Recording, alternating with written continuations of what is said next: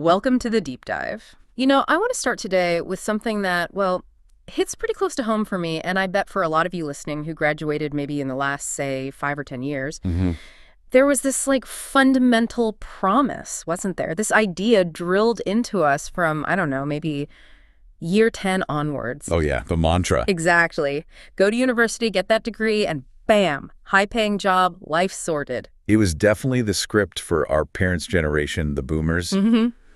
And schools, parents, they meant well. They really did. They were just running off an old playbook thinking the job market from the 80s or 90s was still the reality. Which, as our research today shows, and big thanks to our Beyond Busy Work team for digging into this, is just, well, fundamentally not true anymore. Especially not in 2025. It feels almost like a dangerous myth now. It really does. And look, we're not saying education isn't valuable. Of course it is. The skills, the experience, that whole university thing, great. Absolutely. Some of the best years. But yeah, if you're banking only on that piece of paper for your financial future, the data we looked at suggests that's a recipe for, well, staying stuck. Right. And the source creator we're focusing on today really embodies this. He actually skipped uni altogether, didn't have the money, wasn't academically wired that way, he said. Yeah. His path, it wasn't lectures, it was side hustles.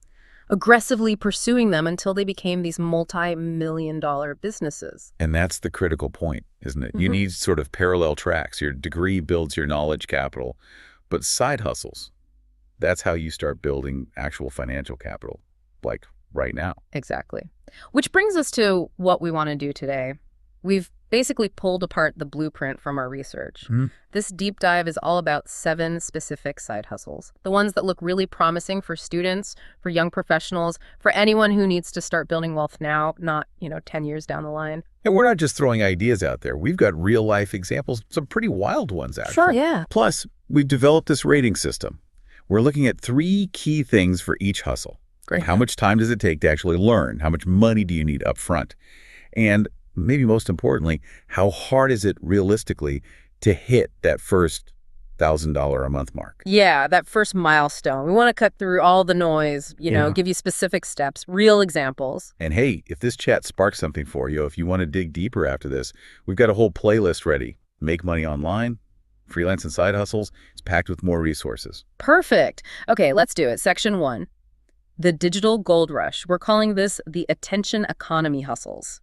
These are all about low barriers to entry, basically leveraging what's happening online right now. All right. And the first one is fascinating. Faceless short form content. Faceless. Yeah. Okay. To really get why this is huge, you need to understand this. Well, this brutal war happening between the big platforms, YouTube, Snapchat, Instagram, TikTok, they're all fighting tooth and nail for your attention, for your scroll time. It really kicked off during the pandemic, didn't it? TikTok just exploded, showed everyone how addictive these short videos are. Totally. And the older platforms, they panicked. They're desperately trying to catch up, keep people on their apps. So how does that create an opportunity for, say, a student? Money. Pure and simple. These platforms need one thing more than anything else. Creators making good content. And how do they attract them? Massive payouts. Creator funds. Our source literally called this a once-in-a-lifetime opportunity. Because look, eventually things will settle down, maybe 1 or 2 platforms really dominate. And the big money dries up. Exactly. Those huge payouts, they'll shrink. So the window to get in, while they're practically throwing cash at creators, it's right now. Okay, give us the example. You said there was a wild one. Oh yeah, get this. Daniel Bitten started messing around with social media when he was 13. He's 16 now. 16. He is reportedly pulling in, wait for it, $500,000 a month. $500,000. A month. From short videos. Yep.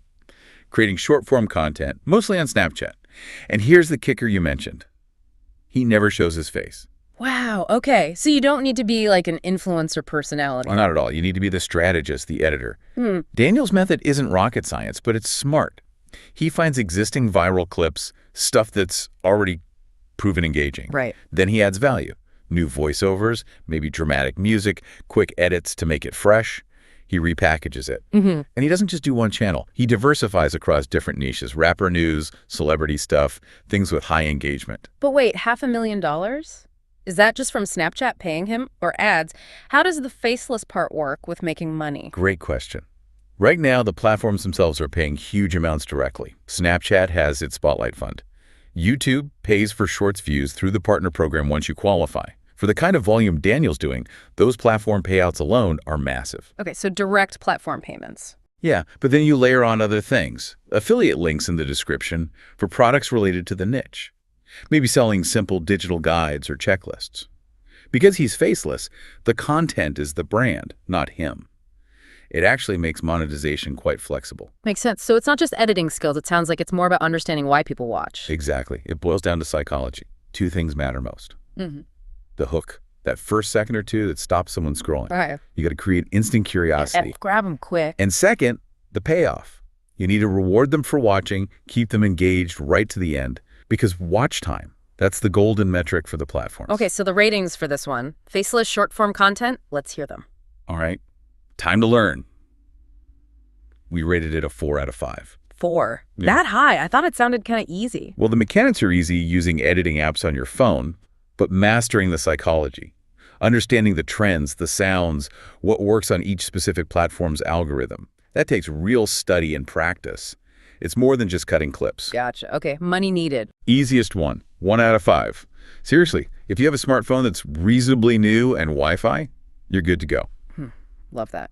And the big one, difficulty to make $1,000 a month. Also a 1 out of 5. Really? 1? Yeah, because like we said, the platforms are just handing out cash right now. To hit $1,000 a month, that's literally 0.2% of what Daniel Bitten's doing. It's incredibly achievable if you're consistent and learn what works. Okay, hustle number 1, faceless content. Very interesting. What's next in the attention economy? Number 2, Discord building. Discord. Right, I know it started with gamers, but it seems like it's everywhere now. Exactly, it's blown up. It's not just gaming anymore. It's this sophisticated communication hub for communities, businesses, universities, big influencers, you name it. So where's the side hustle? Setting up servers? Pretty much, but it's more than just basic setup. See, the platform looks simple, but under the hood, it can get really complex. Permissions, roles, bots, integrations. Ah, okay. I can see that. And as more businesses and, frankly, older generations or just really busy people start using it, they often have no clue how to manage all that complexity, or they just don't have the time. And that's where the opportunity lies for younger, tech-savvy users who kind of grew up with this stuff. Precisely. We found this great case study, Chris Peters. He started building Discord servers while he was still in school, like doing his GCSEs. No way, while doing exams. Yeah. And now, he's on track to make $15,000 a month. 15,000, just building Discords. Building and managing them. Yeah, He actually got his start helping the source creator for this research. Did it for free initially, completely revamped their server, showed them the value. Smart move. Deliver value first. So what are people actually paying for? It can't just be setting up a few channels. No, they pay for sophistication and ongoing management. Think complex role systems distinguishing between free users and paying members in a community. Setting up specialized bots like MEE6 for moderation, welcome messages, maybe even ticketing systems for support. Right, automating stuff. And security, private channels. Exactly. Secure channels for different teams, or maybe tiered access for subscribers in a creators community. It's that level of customization and smooth operation that businesses and creators will pay a monthly retainer for. Okay, retainers. That makes sense. So how hard is it to get to that $1K a month? It's surprisingly straightforward math. If you charge, say, a pretty conservative $250 a month per client for ongoing management, which is definitely doable for a professional setup. You only need 4 clients. Exactly. 4 clients gets you to $1,000. And honestly, many builders charge way more, especially for complex setups. Chris's tip for learning: join successful professional Discord communities, not just gaming ones. See how they're structured, what bots they use, how they onboard people, deconstruct their success. Learn from the best. Okay, ratings for Discord building. Time to learn. 2.5 out of 5. You can learn basics really quickly, like in a weekend. But mastering the advanced bots, the security, the stuff clients pay premiums for, that takes a bit more time. Still pretty accessible though, money needed. 1 out of 5. You just need a computer, which, if you're a student, you likely already have. Great. And annual a month difficulty. A strong 1 out of 5. Finding the clients takes some effort, obviously, networking, but needing only a few retainer clients makes that first gake very, very reachable. Okay, so those are the fast cash, low entry attention hustles. But now we shift gears, right? Section 2. This sounds important. Yeah, this is what we're calling the foundation builder. And honestly, if you take only one thing away from this whole deep dive, this might be it. Okay, I'm listening. It's investing. but specifically using a method called dollar cost averaging. Investing. Okay, the source said this isn't technically a side hustle. Right. Not in the active sense, but it has to be included because long-term, it's where the serious passive income comes from. For the creator we researched, this strategy now brings in around $17,000 a week. Passively, 17,000 a week. Okay, wow. Obviously that took time. decades of consistency. But the method itself, anyone can start today. So dollar cost averaging. DCA. Break it down for us. What is it? It's super simple in concept. You commit to buying a fixed dollar amount of an investment. Specifically, we're talking index funds here on a regular schedule. Say $100 every single month, regardless of whether the market is up or down. Regardless. So even if the market seems high, you still buy. Yep. And if it crashes, you still buy. That's the magic. Why does that work? It sounds counterintuitive. Two reasons. First, psychology. It takes emotion out of it. Most new investors freak out. They buy when prices are soaring because of FOMO, or they panic sell when things dip. Yeah, I could see that. DCA forces discipline. You just buy automatically. Second, math. By investing the same amount each time, you automatically buy more shares when the price is low and fewer shares when the price is high. Your average cost per share gets smoothed out over time. You stop trying to time the market, which is basically impossible anyway. You focus on time in the market instead. Precisely. And the vehicle for this, the thing you're actually buying, index funds. Okay, what are those exactly? Think of them as baskets of stocks.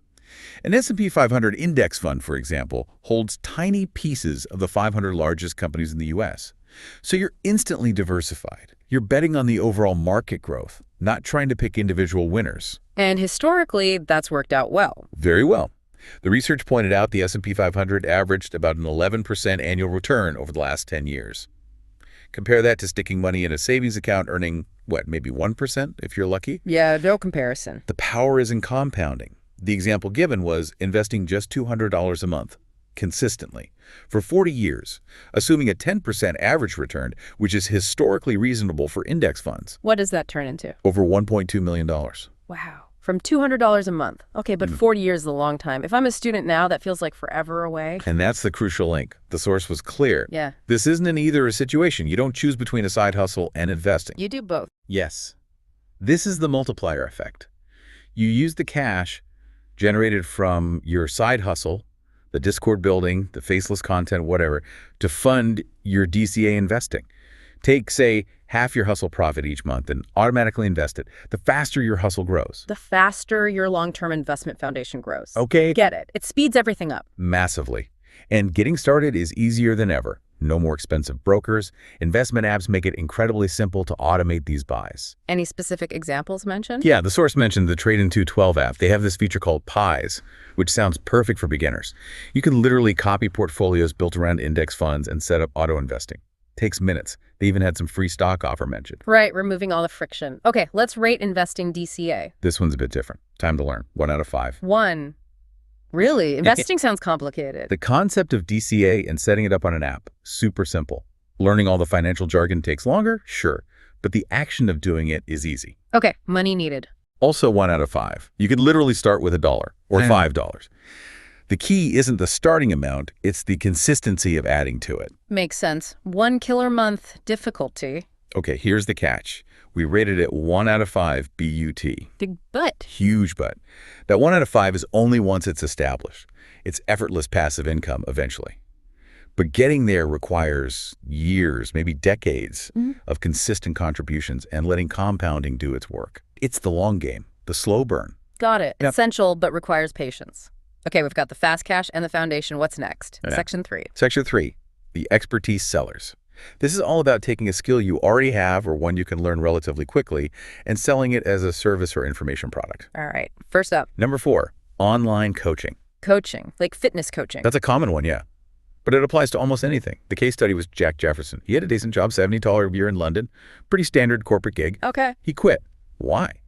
Because his online fitness coaching side hustle started making $7,000 a month. Wow. So a bit more than his job, but maybe not a life-changing amount initially. Financially, maybe only about $14 K in more per year to start. But the real gain, the source emphasized this, freedom. Ah, lifestyle. Totally. He now manages over 40 clients, works completely online from anywhere in the world. He's swapped the 9-to-5 grind for total flexibility. That's often the biggest win. Okay, so it's not just fitness. What else could this apply to? Anything. The research called the online info product space an absolute goldmine. Think about it. Coaching someone on using Excel pivot tables, teaching advanced video editing tricks, guiding someone through setting up an Etsy shop, helping people write better college application essays. If you have expertise someone else wants, you can coach it online. Right, but aren't there tons of online courses already? How do you stand out? That's the key insight for 2025. People are drowning in generic, low-cost courses they never finish. The money is in moving towards higher value, more personalized services. Personalization is the secret sauce. So not just selling a pre-recorded video course. Exactly. Look at Jack's model. It's not just, here's a PDF workout plan. He does in-depth onboarding calls. He creates customized nutrition and fitness plans for each client. He requires regular video check-ins for feedback and accountability. High touch. Very high touch. You're not just buying info, you're buying a guided transformation. And people will pay a premium for that convenience. They'd rather pay you $300 a month to spoon-feed them the plan and hold them accountable than spend weeks trying to figure it out themselves from books or free YouTube videos. Makes sense. People pay for convenience and results. Okay, ratings for online coaching. Time to learn, 2 out of 5. Yeah. This assumes you already have the skill you want to coach. The learning curve isn't the skill itself. It's learning how to package it, market it, and build a repeatable coaching process. Okay, money needed. 1 out of 5. Laptop, internet, maybe a Zoom subscription, pretty minimal. And a killer month difficulty. 1 out of 5. If you're offering high-touch, personalized coaching, you can easily charge $250, $500, even more per client per month. So you might only need 2, 3, maybe 4 clients to hit that first $1,000 target. Very achievable if you deliver value. All right, online coaching. What's the fifth hustle? Still in the expertise realm. Yes, but this one requires a very different kind of mental muscle. Number 5, online writing, specifically copywriting. Copywriting. Okay, let's be clear. This isn't writing poetry or the next great novel, right? Definitely not. Forget dreaming of being a best-selling fiction author right now. That's a lottery ticket. This is about writing what businesses need. What's in demand online? Like what? Blog posts that attract customers, website copy that converts visitors into buyers, email marketing sequences, scripts for TikTok or YouTube ads, engaging Twitter threads for brands or influencers. Basically, any writing designed to get a specific action or result online. Content is king, like they say, and the copywriter. They're the ones making the content actually work financially. Okay, got an example. Yep, Adam. He's now earning over $10,000 a month just from writing. 10 grand a month from writing. How'd he start? Started simple. Writing travel blog posts, aiming for some passive income through affiliate links. Good experience, but not huge money. The real leap came when he shifted to high-ticket copywriting for bigger clients, influencers, businesses. High-ticket copywriting, so charging premium prices. Exactly. Adam's whole strategy, according to the research, is don't compete on being the cheapest. Compete on value.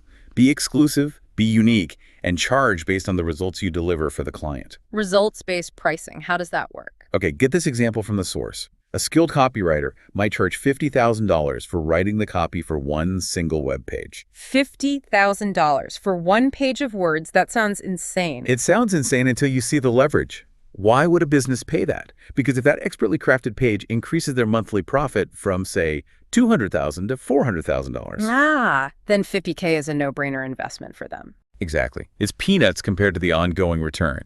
You're basically making rich clients even richer, and you're asking for a fair slice of the value you created.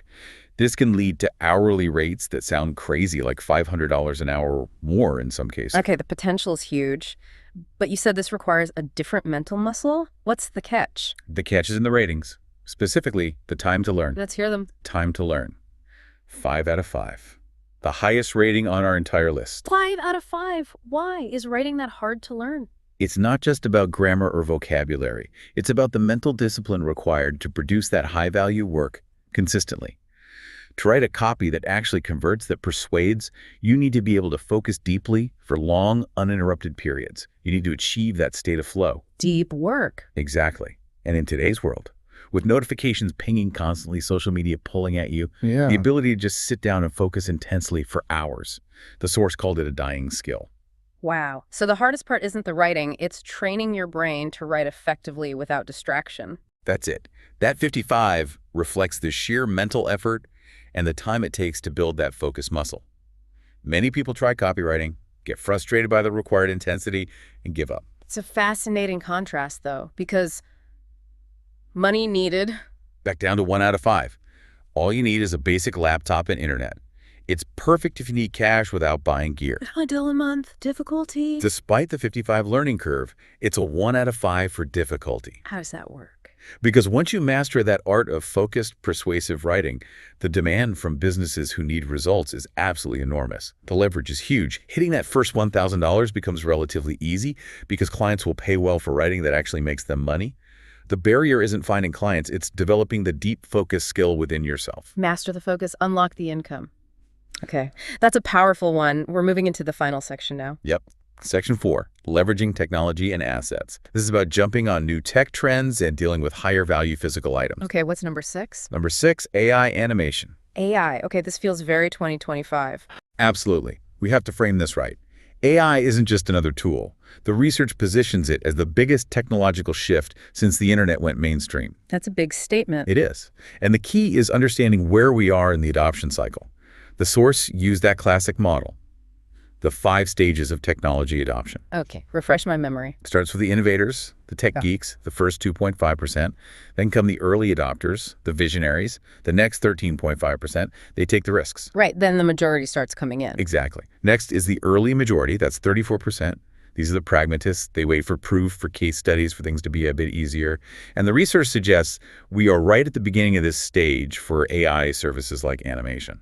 So still early, but starting to go mainstream. Yes. After them come the late majority, another 34%, the skeptics, and finally the laggards, the last 16% who, as the source bluntly put it, often actively avoid learning anything new until they're forced to. Think big, slow corporations or maybe older individuals. So the message for a student is, get in now, during this early majority phase. That's where the opportunity is massive. The rewards are heavily skewed towards the innovators and early adopters, but the early majority is where the real market starts to open up before it gets totally saturated. Jump in now or wait until everyone else has figured it out and the profit margins are way lower. Makes sense. So AI animation, what does that actually involve? Yeah. Who's doing it? The case study is Mercy.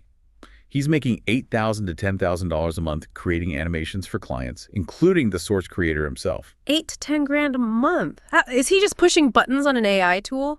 Not quite. He uses AI tools heavily, sure. Things like ChatGPT to brainstorm scripts or Midjourney to generate images and visual styles. The AI does a lot of the heavy lifting, the rendering, the visualization. Mercy still spent months really learning the core principles of animation and visual storytelling. The AI can generate images, but it doesn't understand client briefs, narrative flow, composition, or feedback in the same way a human does. So you still need the underlying skill. The AI is a massively powerful tool, but not a replacement for understanding the craft. Exactly. You need to know what makes good animation to guide the AI and deliver something a client will pay top dollar for. And his strategy for getting clients early on, smart and low cost, he got some of his AI artwork featured on a huge influencer's Instagram story. Free promotion, massive reach. Yep. In these early stages, visibility is key, and you don't necessarily need big ad budgets. Okay, ratings for AI animation. Let's hear it. Time to learn, 4 out of 5. Yeah. AI definitely helps speed things up, but you still need to invest time in learning those core animation principles and mastering the AI tools themselves. Yeah. Prompt engineering is a skill. Okay, money needed. Still pretty low, 1 out of 5. Some AI tools have subscriptions, yeah, but compared to traditional animation software or hardware, it's a very low barrier right now. And dollar talent month difficulty. You put this at a 2 out of 5. Okay, slightly harder than the others. Why? It requires a bit more technical skill, and the market, while growing fast, is still figuring itself out. Businesses are starting to pour money into AI content, but it's not quite as established as, say, demand for copywriting yet. But the potential for early movers is huge. Getting in now gives you a head start. Okay, AI animation, very cutting edge. What's the final hustle? Number 7. The last one is different again. Number 7, reselling luxury items. Ooh, okay. Like designer bags and stuff? Exactly. Handbags, accessories, maybe watches, high-end brands. This is the one that potentially requires the most upfront capital, but the profit margins can be fantastic. Is this actually a big market or just a niche thing? It's massive. The research cited the luxury resale market hitting something like $39 billion in 2023. Billion, wow. Yeah, driven largely by millennials, Gen Z, social media, Yeah. that whole culture of wanting the designer look, the flex, but maybe not wanting to pay full retail. Right. The pre-loved market. Who's succeeding here? The big example was Ben Gallagher. Started his company, Lux Collective, in 2023. In its first year, it generated 77.2 million pounds in revenue. 77 million pounds in the first year. That's incredible. It's wild. It led to him getting investment on Dragon's Den, the UK's Shark Tank, from Stephen Bartlett. Got a deal for a 3% equity stake.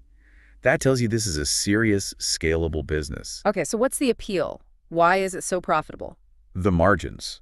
When you're dealing with brands like Louis Vuitton, Dior, Chanel, Hermes, the markup on resale can be really significant. The source said you can potentially make a $1,000 profit from selling just one high-value item. One sale clears the monthly target. Potentially, yeah. Plus, unlike a lot of consumer goods, these luxury items tend to hold their value pretty well. Some even appreciate slightly. It's almost like a designer bag stock market. Yeah. Your inventory isn't just depreciating the moment you buy it. Okay, sounds great, but what's the catch? It can't be that easy. Buying fakes must be a huge risk, especially for a student starting out. That's the single biggest risk, and it's directly tied to the learning curve. This isn't just about spotting a good deal, it's about authentication. Trust is everything. How do they even do that? It takes serious dedication. Ben Gallagher and his team spend countless hours not just tracking market prices, but learning how to spot fakes. They examine everything. The smell of the leather, the exact stitching pattern, the feel of the hardware, the serial number format and placement. Wow, that detailed. Even more detailed. Yeah. The research mentioned high-end resellers sometimes send tiny samples of the material to labs in New York for microscopic analysis to confirm the structure. Seriously, microscopic analysis? Yeah, because one mistake selling one authenticated fake can destroy your reputation instantly. And reputation is all you have in this market. That expertise is non-negotiable. Okay, that sounds intense. Let's get the ratings for luxury reselling. Right. Time to learn. 4 out of 5. It requires a significant investment of time to learn authentication, understand the nuances of different brands and models, track market values, and figure out where to actually source legitimate items. High learning curve. Money needed. This is the highest on the list, 3.5 out of 5. Makes sense. You need money to buy the inventory. Exactly. You need capital to acquire the bags or accessories in the first place. While Ben apparently started small, a single desirable secondhand Hermes Birkin or Chanel flat bag can easily cost thousands of dollars. Yeah. You can start with lower-priced items like wallets or scarves, but scaling up requires real capital. Okay. And a dollar a month difficulty? Back down to 1 out of 5. Interesting. Why one with the high capital needed? Because the profit per item can be so high, making $1,000 could literally be 1 or 2 successful sales. So hitting the target isn't the hard part financially if you make the sales. The real difficulty lies in consistently sourcing authentic, desirable inventory within your capital constraints and building the trust to sell it. It's about access to capital and expertise, not necessarily the volume of sales. Precisely. Okay, wow. That's 7 very different hustles. From faceless videos needing just a phone to authenticating $10,000 handbags. It's a real spectrum. But if you look closely, there are common threads, right? The successful hustles, the ones making real money for people like Daniel, Chris, Jack, Adam, Mercy, Ben, they all tap into a few key things. Like what? What's the common DNA? They either provide massive convenience, like the coaching, saving people time and effort, or they exploit emerging technology like AI animation, getting in before the market is saturated. Or they monetize a highly specialized skill that's hard to acquire, like the deep focus needed for copywriting or the authentication knowledge for luxury goods. People pay premiums for those things. Convenience, timing on tech, or deep expertise. Okay, so let's distill this. If someone's listened this far, what are the absolute key takeaways, the things they must remember? Okay, 3 big ones jump out from the research. First, and maybe the most vital, don't see side hustles and investing as separate choices. Do both simultaneously. Yes, use that hustle cash flow, even if it's small at first, to immediately start funding your long-term dollar cost averaging into index funds. Create that multiplier effect from day one. Okay, number 1, pair the hustle with investing. What's number 2? Number 2, focus on value, specifically personalized value, especially if you're selling expertise like coaching or writing. Don't just try to compete on price with generic courses or cheap gigs. Go high touch. Exactly. That personal touch, that customization, that's what justifies the premium pricing, the $500 monthly retainer, instead of a $50 one-off course sale. Got it. Personalization equals profit. And the third takeaway. It comes back to copywriting, but applies broadly. Mastering deep focus is arguably the hardest, but potentially most profitable meta skill you can develop right now. That ability to resist distraction and do high leverage work. Yeah, it's the difference maker. It's Yeah. why one writer makes minimum wage and another makes $500 an hour. One delivers surface-level work easily disrupted. The other delivers deep, valuable results born from sustained concentration. That skill is becoming increasingly rare and therefore increasingly valuable. Train your focus like a muscle. Okay, those are powerful takeaways. And if you want to dig even deeper into some of the strategies, especially around the tech adoption curves and entrepreneurial tactics we touched on, our Beyond Busy Work team put together some extra insights. You can find those in our Tech Bites LinkedIn newsletter. Great resource. And don't forget, if you're fired up to start exploring these or other online income streams, the Make Money Online Freelance and Side Hustles playlist is waiting for you right after this. Definitely check that out. But Yeah. before we sign off, maybe we can leave you, the listener, with a few questions to think about.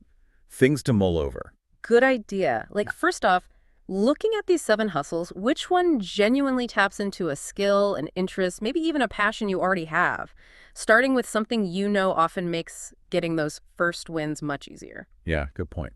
And second, if you do go for one of the lower barrier hustles of the faceless content, the Discord building, have you actually decided right now what percentage of that income you're going to immediately siphon off to start your DCA investing? Don't just say, I'll invest later. Plan the percentage now. 10%, 20%, Yeah. 50%. Automate it from the first dollar earned. Love it. And maybe a final one related to the AI discussion. Yeah. Thinking about that technology adoption curve, innovator, early adopter, early majority, late majority, laggard, where are you positioning yourself right now with AI? Are you actively learning the tools, understanding the potential, trying to get in during this early majority wave? Or are you kind of waiting on the sidelines, maybe feeling overwhelmed, potentially letting the biggest opportunities pass by until you're forced to catch up later with everyone else when the profits are much smaller? It's a crucial question. That timing could really define your earning potential over the next 5 to 10 years. Absolutely. Well, hopefully this deep dive has given you some concrete ideas, some actionable steps, and maybe a bit of motivation to start building that wealth foundation today. Yeah, we covered a lot, but the opportunities are definitely out there in 2025. Thanks so much for diving in with us. If you found this valuable, please do share it with a friend or colleague who might benefit, and definitely subscribe so you don't miss our next deep dive. We'll catch you on the next one.